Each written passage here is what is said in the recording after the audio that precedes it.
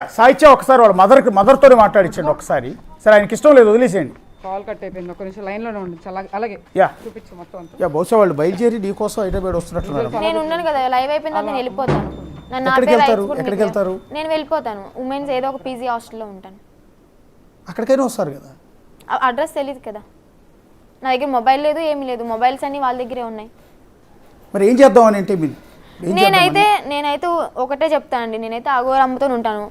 ఎందుకంటే వన్స్ నాకు పెళ్ళయింది, తనే నా సర్వస్వం అనుకున్నాను కాబట్టి ఆమెతోనే ఉంటాను. నా జీవితం, నా ప్రాణం పోయేంత వరకు ఆమెతోనే ఉంటాను. ఇప్పుడు అఘోరి అమ్మ ఇక్కడ లేనట్టున్నారు, వేరే స్టేట్ లో ఉన్నారు. ఇందాక చెప్పారు ఢిల్లీకి దగ్గరలో ఎక్కడ ఉన్నాను, వచ్చేంత వరకు నేను నా సేఫ్టీగా ఎక్కడో ఒకటి ఉంటాను. మంచిర్యాల మా ఇంటికి వెళ్ళమని అంటున్నారు, మా ఇంటికి పంపిస్తాను. ఇప్పుడు ఇంటికి వెళ్ళినా కూడా వాళ్ళు ఇంటికి వెళ్ళి గోలగోలు చేస్తారు. వద్దు, నా వల్ల వాళ్ళ ఫ్యామిలీకి బ్యాడ్ నేమ్ వద్దు.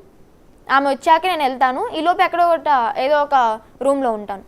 ఒక నిమిషం అఘోరి అమ్మ, ఒక్కసారి మీరు వర్షిని వాళ్ళ అమ్మ పెట్టిన కన్నీళ్లు చూశారు, ఆమె గొంతులో బాధ విన్నారు. కన్నబిడ్డ దూరం అయిపోతోంది అని బాధపడుతోంది.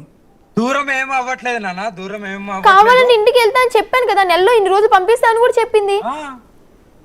హ్యాపీగా ఇంట్లో వాళ్ళతో మాట్లాడుతుంది, ఇంటికి వెళ్తుంది, వస్తుంది. ఓకేనా, దాంట్లో నేను అలాంటి రాక్షసురాలని కూడా కాదు. హ్యాపీగా 10 రోజులు కాదు 20 రోజులు ఉంటుంది, మళ్ళీ వచ్చేస్తుంది. కాదు అఘోరి అమ్మ, ఇప్పుడు ఆ తల్లిదండ్రులు ఒప్పుకోవట్లేదు, ఆ పిల్ల జీవితం నాశనం అయిపోయింది అనుకుంటూ ఉన్నారు. మీతో ఏం సుఖపడుద్దని బాధపడుతున్నారు. మరి మీరే ఒక మంచి మనసు చేసుకుని మీరు ఇప్పుడు బేసిక్గా మిమ్మల్ని చూసి చాలా మంది ఎంతో గౌరవిస్తున్నారు.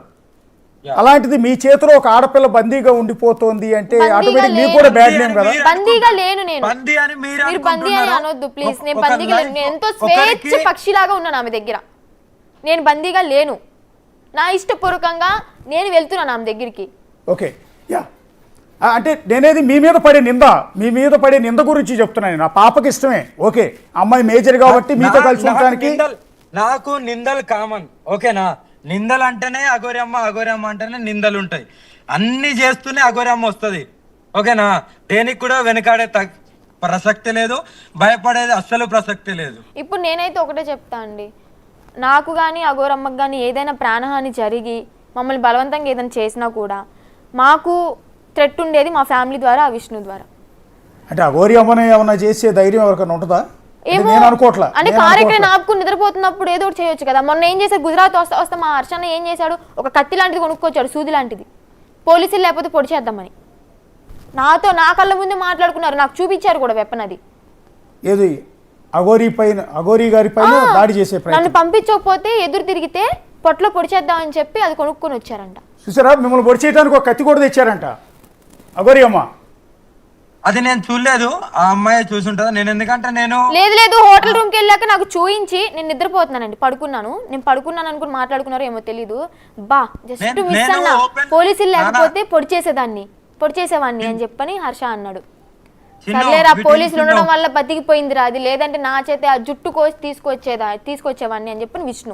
అంత సీన్ లేదు చిన్ను, ఎవరికి చెయ్యేసే అంత ధైర్యం లేదు, అంత దూరం లేదు.